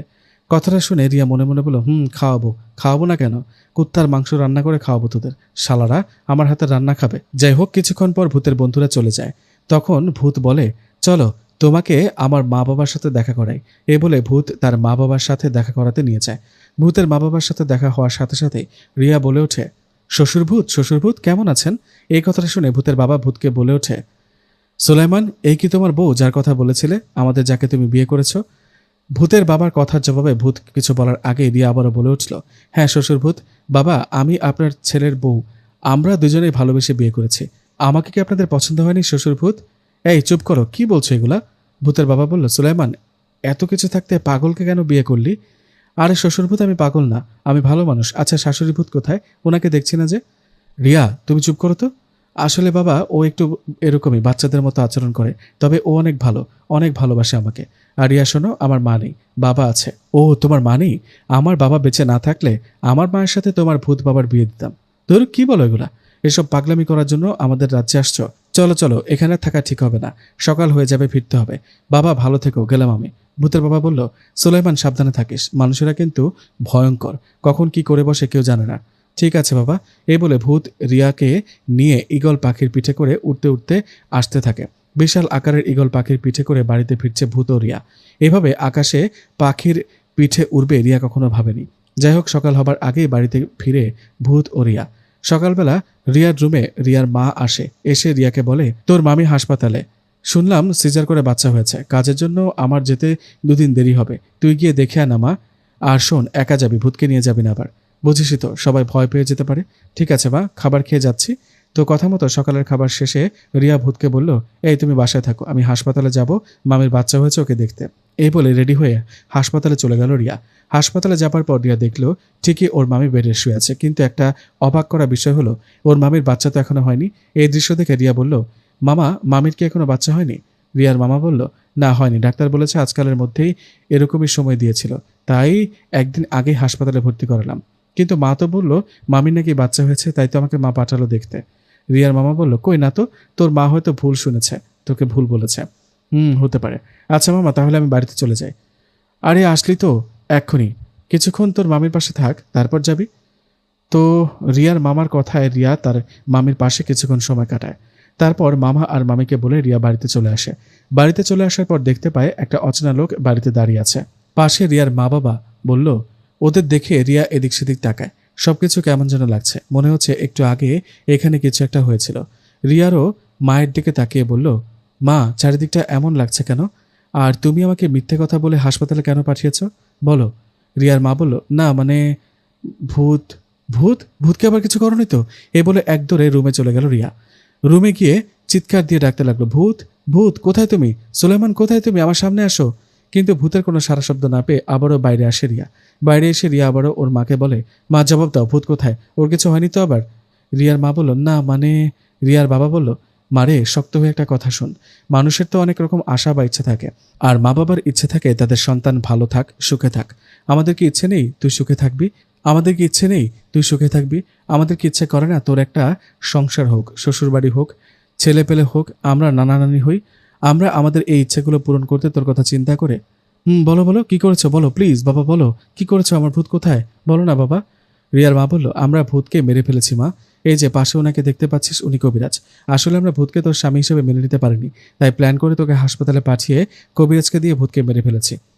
ও, মেরে ফেলেছো? তোমরা আমার ভূতকে মেরে ফেলেছো? ও আমার স্বামী, আমার ভালোবাসা, ওকে মেরে ফেলেছো? এই বলে ধপাস করে মাটিতে পড়ে চিৎকার দিয়ে কান্না করতে থাকে রিয়া। ওকে কোনোভাবে শান্ত করা যাচ্ছে না। রিয়া কান্না করতে থাকে আর বলতে থাকে, কেন করলে এমনটা? মা, তোমরা না আমার সুখ চেয়েছিলে, তাহলে আমার সুখটা কেড়ে নিলে কেন? ভূতকে ছাড়া আমি কিভাবে থাকবো বলো? বলো না, উত্তর দাও। আমার ভূতের লাশ কোথায়? কোথায় ওর লাশ? আমি ওকে একটিবার দেখতে চাই। ভূত কোথায় তুমি? তোমার বউ ডাকছে, একটু আসো না। মা, আমার ভূতের মুখটা একবার দেখাও। তখন পাশে থাকা সেই কবিরাজ বলে, রিয়া, জিনের লাশ তো দেখতে পারে না মানুষেরা। জিনের লাশ কাক, বিড়াল বা পাখির রূপে দেখতে হবে। ওই দেখো, একটা মরা পাখি পড়ে আছে না, ওটাই তোমার ভূত। কবিরাজের মুখে কথাটা শুনে রিয়া এক দৌড়ে সেই মরা পাখিটার কাছে গিয়ে পাখিটাকে বুকে জড়িয়ে কান্না করতে থাকে। ওদিকে রিয়ার মা বাবা রিয়াকে শান্ত করার চেষ্টা করে, কিন্তু ভূত মারা গেছে এই বিষয়টা সহ্য করতে পারে না রিয়া। তাই জ্ঞান হারিয়ে ধপাস করে মাটিতে পড়ে যায় রিয়া। রিয়ার যখন জ্ঞান ফেরে তখন থেকে শুধু 2 চোখ দিয়ে পানি পড়তে থাকে রিয়ার। রিয়ার মা বাবার সাথে কোনো কথা বলতো না, খাবার খেতে দিলে খেত না। এভাবে কয়েকটা দিন কেটে যায় রিয়ার। রিয়া না খেতে খেতে আর কান্না করতে করতে একসময় ধুকে ধুকে রিয়াও মারা যায়। দুঃখের সাথে গল্পটা এখানেই শেষ করতে হচ্ছে। তুমি তো জানো আমার চাচি মানে তোমার নানি জাদুবিদ্যার অনেক কিছুই জানেন, কিন্তু তুমি হয়তো এটা জানো না যে তোমার নানা মানে আমার চাচা জীবনে বহু ইফরিত জিন হত্যা করেছেন। কেন তিনি জিন খুন করেছেন? কারণ ইফরিত শয়তানের পূজারী এবং এরা খুব বেশি ক্ষমতাধর হয়ে থাকে। ওনার সময়ে এদের দৌরাত্ম্য খুব বেড়ে গেলে বিভিন্ন এলাকা থেকে খবর আসতে শুরু করে যে জিনে নাকি মেয়েদের উপর বেশি ভর করছে, অনেকে নাকি নিজেকে মেরে ফেলেছে, আবার অনেক ছোট ছেলে নাকি উধাও হয়ে যাচ্ছে। আবার যখন ফিরে আসছে তারা সুস্থ স্বাভাবিক হয়ে ফিরে আসছে না। এই সুযোগে ভণ্ড কবিরাজ, ফকির আর তান্ত্রিকরা নিজেদের ব্যবসা ও ভালোমতো সাজিয়ে তুলেছিল। তো যাই হোক, উনি এবং ওনার কয়েকজন বন্ধু তখন শয়তান ইফরিত আর ভণ্ড ফকিরদের বিরুদ্ধে যুদ্ধ ঘোষণা করেন। বুঝে নাও যে কত শক্তিশালী হলে তারা এমনটা করতে পারেন। তো অবশেষে সেই যুদ্ধে তারাই জয়ী হন। কেবলমাত্র একজন বন্ধু মারা যান। উনি একটা মসজিদের ইমাম প্লাস কোরআনে হাফেজ ছিলেন। শয়তান ইফরিত ওনাকে অনেক উপরে তুলে নিচে ফেলে দেয়। তো এভাবেই কিন্তু ওনার সাথে পরিচয় ঘটে তোমার নানির মায়ের। তার মা ছিলেন হিন্দু তান্ত্রিক, মানুষের প্রয়োজনে একজন নিবেদিত প্রাণ ছিলেন তিনি। সেই সূত্রে একটা পর্যায়ে গিয়ে তার মেয়ের সাথে বিয়ে হয়ে যায়। পরে ইসলাম ধর্ম সম্পর্কে জেনে তিনি ও তার মা দুজনেই ইসলাম ধর্ম গ্রহণ করেন। এর মধ্যে মাকে প্রশ্ন করি, নানা তাহলে কি এখন বয়সের কারণে এসব ছেড়ে দিয়েছেন? মা বলেন, হ্যাঁ তেমনটাই। কিন্তু এরই মধ্যে জিনের এক বাদশাহ তোমার নানার সাথে এসে সাক্ষাতে দেখা করেন। তিনি এসে অনুরোধ করেন আর কোনো ইফরিতকে হত্যা না করার। তিনি ব্যবস্থা নেবেন এবং তাদেরকে কঠিন শাস্তি দেবেন, কেননা তাতে করে জিনের সমাজ ব্যবস্থায় কিছু সমস্যা তৈরি হয়েছিল। সাক্ষাতে দেখা করেন? কিভাবে? কিভাবে আবার? মানুষ রূপে এসে। তার আগের দিন রাতে স্বপ্নের মাধ্যমে জানিয়ে দেওয়া হয়েছিল যে তিনি সাক্ষাৎ করতে আসবেন। তো সেই থেকে তিনি আর কখনো কোনো জিন হত্যা করেননি, কিন্তু কবজা করে জিনের বাদশার হাতে তুলে দিতেন। তাছাড়া বিনিময়ে জিনের বাদশাহ তাকে অনেক সাহায্য করেন। তো দেশ ছাড়ার আগে তোমার নানা তোমার জন্যে কিছু শুকনো জৈতুন ফল দেন, যা ছিল সেই বাদশার দেয়া একটা উপহার। এই ফল যে ঘরে থাকবে, যার কাছে থাকবে, সে ঘরে বা তার আশেপাশে জিনের বিচরণ বন্ধ হয়ে যাবে। কিন্তু শর্ত একটাই, জিন যদি অতিরিক্ত পর্যায়ের জ্বালাতন না করে তবে সেটা ব্যবহার করা যাবে না। এই শর্তের কোনো কারণ আমি ঠিক বুঝি না, অর্থহীন মনে হয়। যাই হোক, আমি সেই শুকনো জৈতুনের কিছুই ডাক্তার সাহেবকে দিয়ে এসেছি। মাকে বলি, এখানে লুকোচুরি করার কি আছে সেটাই তো বুঝলাম না। এটা কি খুব সিম্পল একটা ব্যাপার না? মা বলেন, আসলে তোমার নানি তোমাকে বলতে মানা করেছিলেন যদি তাকে ভুল বুঝো কোনো কারণে। আমি কিছুটা বিরক্ত হয়ে মাকে বলি, মা তুমি এত ইনিয়ে বিনিয়ে তো কথা বলতে না, এখন কেন বলছো? একটু সরাসরি বলে দিলেই তো পারো না কি? আসলে তোমার নানি এই জয়তনের কিছুটা লোজাদুর বিদ্যা প্রয়োগ করেছেন। তিনি শুধুমাত্র তোমার স্বার্থে করেছেন। যদি কোনোভাবে আবার সে ফেরত আসে এবং এক্সট্রিম লেভেলে জ্বালাতন করে, এটা পাশে রাখলে বা কাছে থাকলে সে মিষ্টি মনে করে খাবে, আর খেলে তার স্মৃতি বিভ্রাট ঘটবে। ফলে সে তার পুরো জীবনের সব স্মৃতি কিংবা আংশিক কিছু একটা ভুলে যাবে। আমি মাকে আশ্বস্ত করলাম, আমি নানিকে ভুল বুঝব না, কিন্তু আমি চাই না তার কোনো শারীরিক ক্ষতি হোক, যদিও সে আমার বা আমাদের অনেক ক্ষতি করে ফেলেছে, জানি না স্বেচ্ছায় নাকি অনিচ্ছায়। ঘটনার এই পর্যায়ে এসে দীপ্ত তার জীবনের ঘটনা তার স্ত্রীকে না, সরাসরি আমাদের মানে আপনাদের উদ্দেশ্যে বলবে। এখন লম্বা একটা ভ্রমণ শেষে অবশেষে শনিবার ভোরে টরন্টোতে এসে পৌঁছালাম। সোমবার থেকে নতুন সেমিস্টারে ক্লাস। নতুন সেমিস্টারে এসে নতুন এক প্রফেসরকে পেলাম। টিপিক্যাল বাঙালি, নাম সুমি সুলতানা, যদিও ইংরেজি পুরোই আমেরিকান অ্যাকসেন্টে। লেসন শেষে ম্যামের সাথে কথা বলতে গেলাম, জানতে চাইলাম উনি বাংলাদেশি কিনা। ম্যাম আসলে এই ইউনিভার্সিটিরই আন্ডার গ্রাজুয়েটের এক্স স্টুডেন্ট, ব্রিটিশ কলম্বিয়া থেকে মাস্টার্স করে এসে এখানে নতুন জয়েন করেছেন। আর হ্যাঁ, উনি বাংলাদেশি, ফ্লুয়েন্ট বাংলা বলতে পারেন, কিন্তু বাবা আমেরিকান। 10 বছর বয়সে দেশ ছেড়েছিলেন। আপনারা কি সুমিকে চিনতে পেরেছেন? না চিনতে পারলে গল্পের শুরুতে গিয়ে একবার ঘুরে আসবেন, তাহলে ব্যাপারটা ক্লিয়ার হবে। আমি না হয় দীপ্তর কথার মাঝে বেশি নাক নাই বা গলাই। চলুন আবার দীপ্তর কথাতে ফিরে যাই। ম্যামের একমাত্র বাংলাদেশের ছাত্র হওয়াতে আমার প্রতি ওনার এবং ওনার প্রতি আমারও একটা অন্যরকম আকর্ষণ ছিল, এটা বলতেই হবে। পড়াশুনোতে আমাকে ব্যাপকভাবে সাপোর্ট করতেন। কয়েক মাস যাবার পরে খেয়াল করি আমাদের মধ্যে আসলে ছাত্র শিক্ষক সম্পর্কটা শুধু ক্লাসে, ক্লাসের বাইরে আমরা বেস্ট ফ্রেন্ড।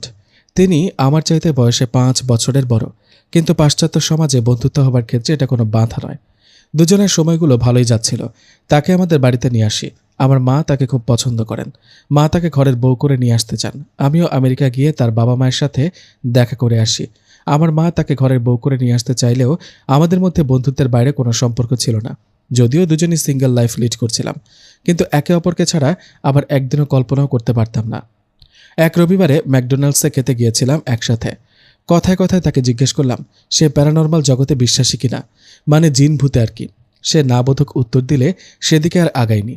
সত্যি বলতে কি, সেদিন আমার প্ল্যান ছিল তাকে আমার জীবনে ঘটে যাওয়া সবকিছু বলবো, কিন্তু আর বলা হয়ে ওঠে না। সে বিশ্বাস করে না, আবার এসব শুনে ভয়ও পেতে পারে কিংবা আমাকে পাগল ভাবতে পারে, বিধায় বলিও নি আর।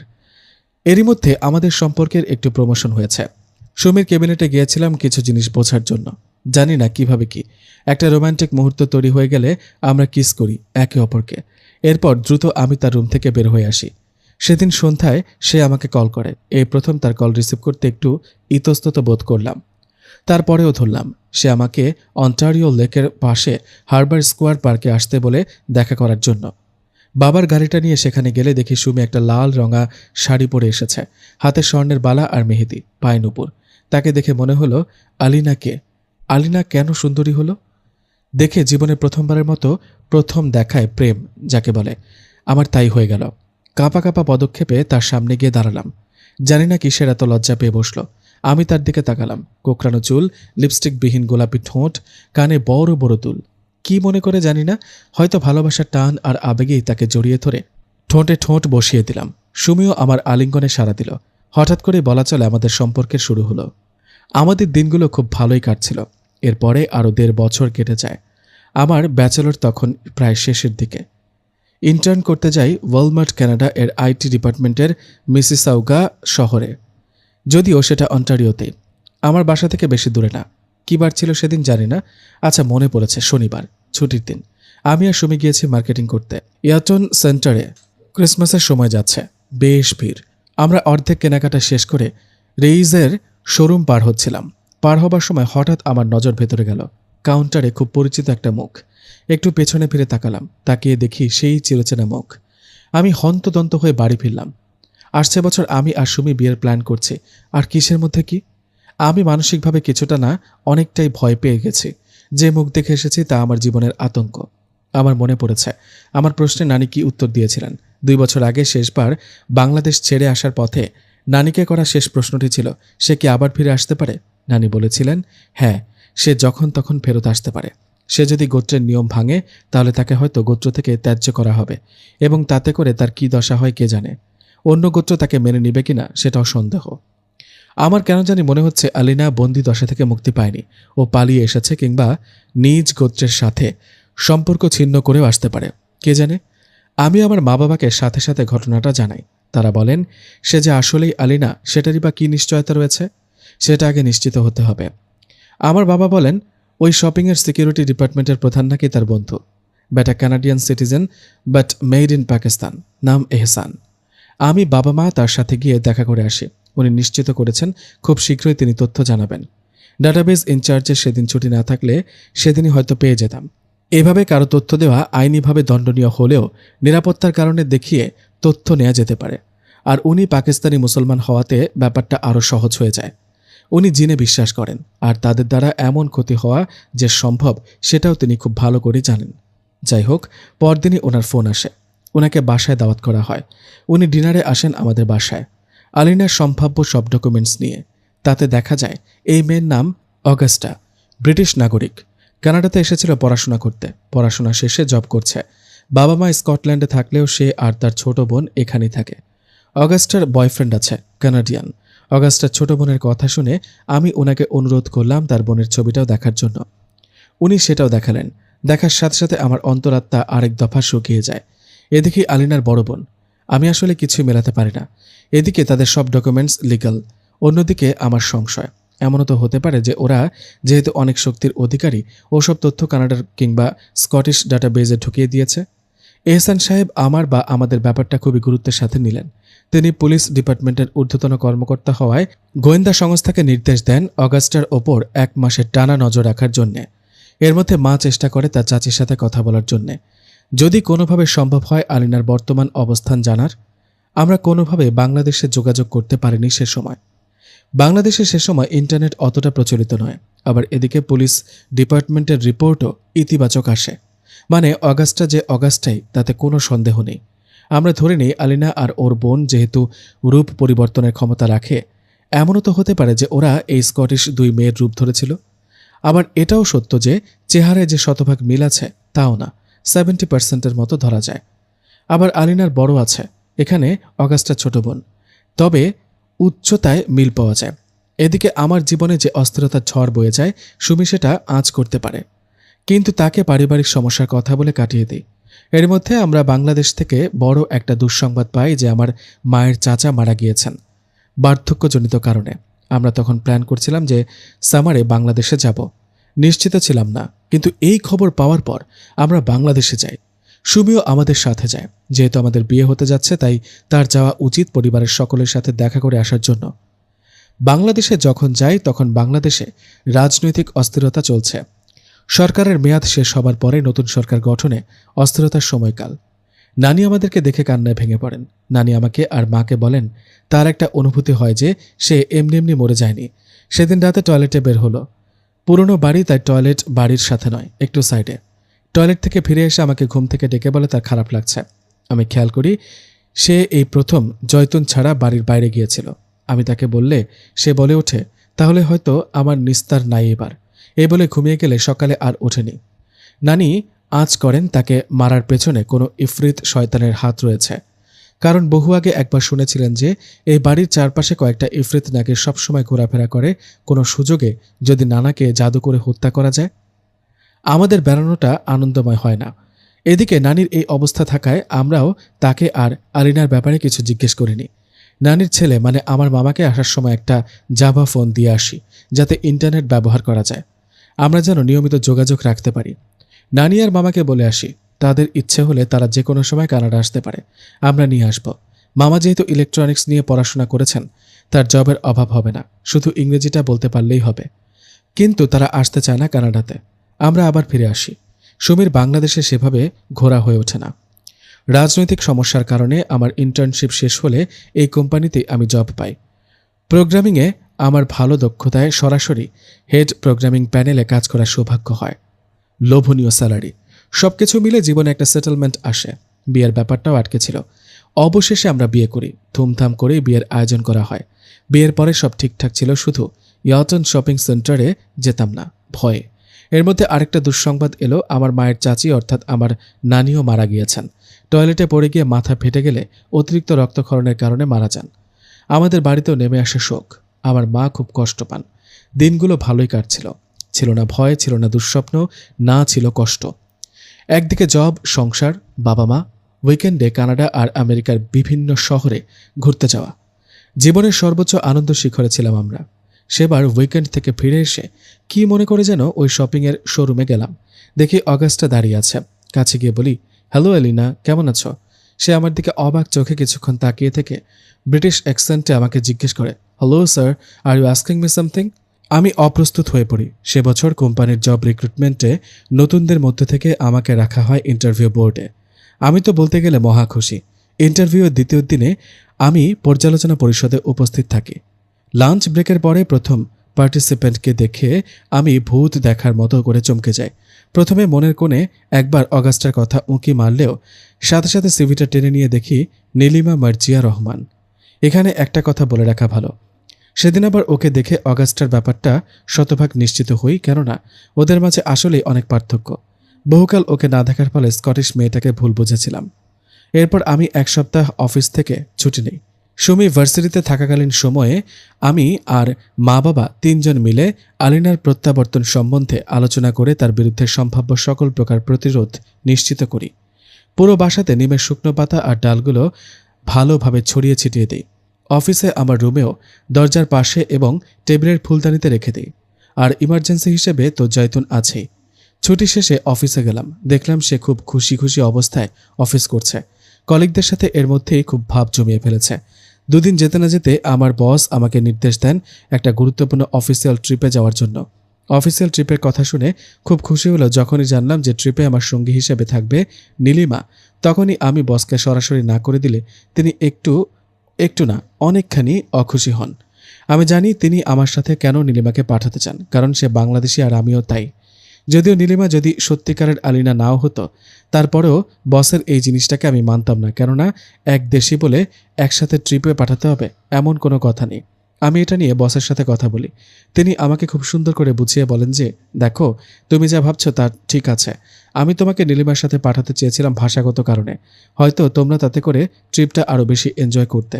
এখন বলো যাবে কিনা তুমি? আমি তখন ফাঁটা বাঁশের চিপায়।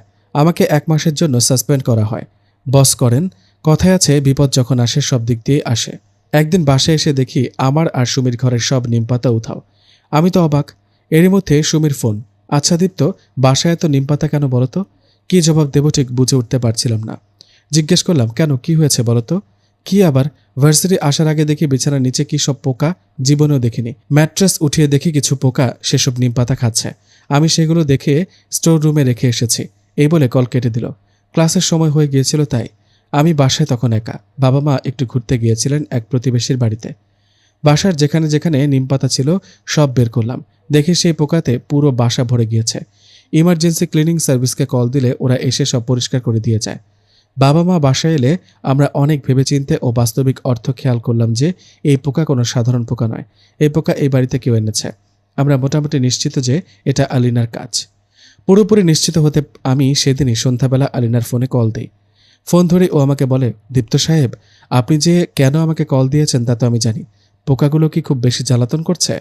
আমার চাইতেও বেশি? ওরা পাতা খাবে আর মরবে, পরে ঝাড় দিয়ে ফেলে দিলেই হলো। ওরা আপনার রাজকীয় প্রাসাদে আমার যাবার পথটা পরিষ্কার করছে শুধু। আমি এই প্রশ্নের জবাব না দিয়ে ওকে অনুরোধ করি আমার সাথে একটু দেখা করার জন্য। ও বলে, আমি তো আপনার বাম পাশেই আছি নাকি? এটা শুনে যেই না বাম পাশে তাকাই, অমনি তাকে দেখে আমার জানের সব পানি যেন শুকিয়ে যায়। আমার হাত পা কাঁপতে থাকে। আমার এমন অবস্থা দেখে ও তখন হাসতে থাকে আর বলতে থাকে, এতটুকুতেই ভয় পেয়ে গেলে? নিজের বউকে যদি এখন রক্তাক্ত অবস্থায় দেখো তখন কেমন লাগবে বলো তো? নিজের জীবনের পরোয়া না করে আমি বাসা থেকে বের হয়ে এক দৌড়ে গ্যারেজের কাছে গিয়ে গাড়িটা বের করি। উদ্দেশ্য সুমির কাছে পৌঁছানো। সুমির লোকেশন ট্র্যাক করি। ও তখনও ক্যাম্পাসে ক্লাস নিচ্ছে। কিছুক্ষণ পরেই ও ক্লাস শেষ করে বাসায় আসবে। আমাকে 25 মিনিটে 40 মিনিটের পথ পাড়ি দিতে হবে। পুলিশ ধরলে ধরবে, কয়েক হাজার ডলার ফাইন দিতে হলে দেব, কিন্তু আমাকে সুমির কাছে পৌঁছাতেই হবে। না হলে যে ওকে রোড অ্যাক্সিডেন্ট করিয়ে মেরে ফেলবে না তার কী বা গ্যারান্টি? আপনারা কি ভাবছেন একটা কল দিয়ে আমার জন্য অপেক্ষা করতে বলবো? সে যে তখন ক্লাসে, আর ক্লাসে টিচারদের ফোন নিয়ে যাওয়া মানা। ফোন ওর ক্যাবিনেটে। আর সবচেয়ে বড় কথা, এত আতঙ্ক ঢুকে গেলে কেই বা সুস্থ থাকে?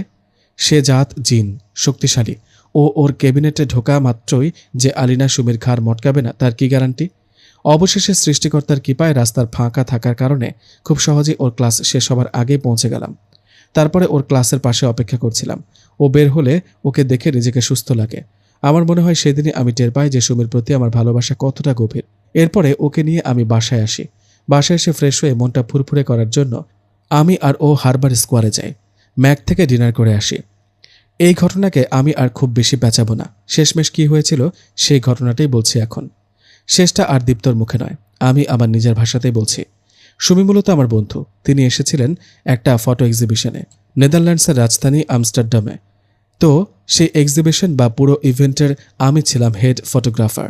এক পর্যায়ে আমাদের মধ্যে পরিচয় হয় এবং ভালো একটা বন্ধুত্ব হয় আমাদের মধ্যে। ফলস্বরূপ উনাকে আমার বাসায় ডিনারে ইনভাইট করি। সে রাতে উনি আমার বাসাতেই ছিলেন। উনি জেনেছিলেন আমি নিজ পেশায় বাইরে একজন অকেশনাল সাইকোলজিস্ট এবং প্যারানর্মাল রিসার্চার, কাউন্সিলর ও অ্যাক্টিভিস্ট। ফলে তিনি তার হাজব্যান্ডের সাথে ঘটে যাওয়া ঘটনা সে রাতে আমার সাথে শেয়ার করেন। আমি অনুমতি নিয়ে পুরো ঘটনায় রেকর্ড করি যেন পরে গল্প আকারে লিখতে পারি।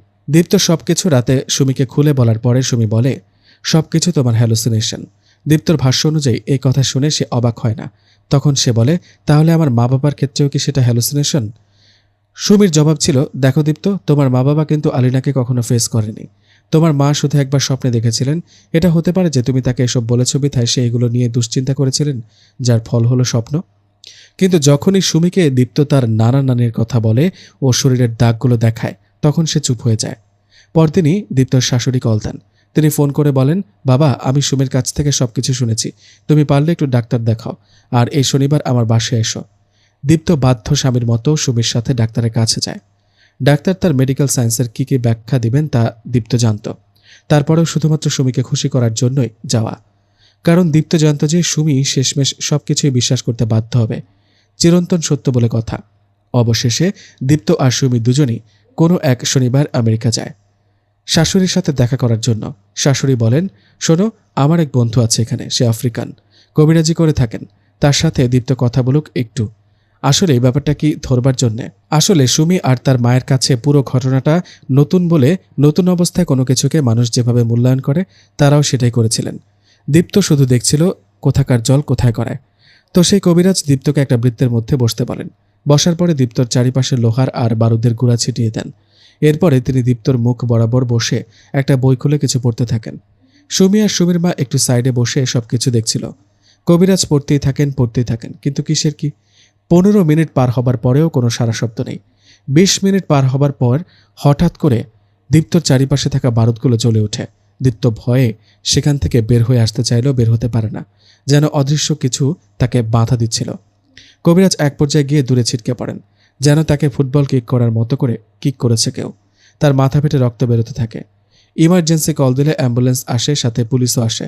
পুলিশ এসে ওদেরকে থানায় নিয়ে যায় আর কবিরাজকে এমন কিছু চর্চার কারণে পরবর্তীতে জেলে ভরে। শেষে কথোপকথনে সেই কবিরাজ ওদেরকে বলে, আমি যা দেখেছি তা আগে কখনো দেখিনি। নারীর জিন যে এত শক্তিশালী হতে পারে সেটাও জানা ছিল না। এটাও বলে তার কাছে এর কোনো প্রতিকার নেই। এই কথোপকথন হয় ওরা যখন ওনাকে হাসপাতালে দেখতে যায় তখন।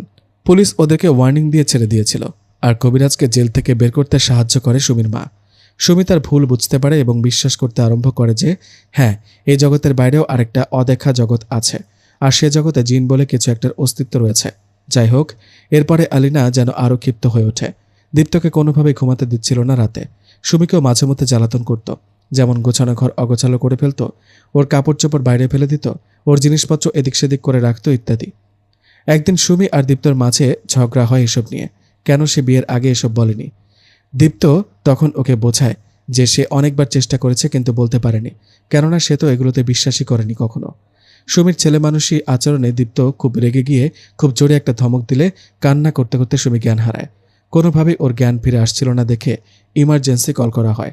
পরে হাসপাতালে নিয়ে চেক আপ করে দেখা যায় সুমি প্রেগন্যান্ট। পরিবারে এই খবরে একই সাথে খুশির একটা আমেজ তৈরি হয়, আবার একটা অদৃশ্য আতঙ্ক ঘিরে থাকে সবার মনে, কেননা আলিনার উপদ্রব ক্রমাগত বেড়েই চলছিল। কিছুদিনের মধ্যেই আলিনা তার সবচেয়ে মারাত্মক ভুলটা করে বসে, যেটা খোলা চোখে অপরাধের শামিল।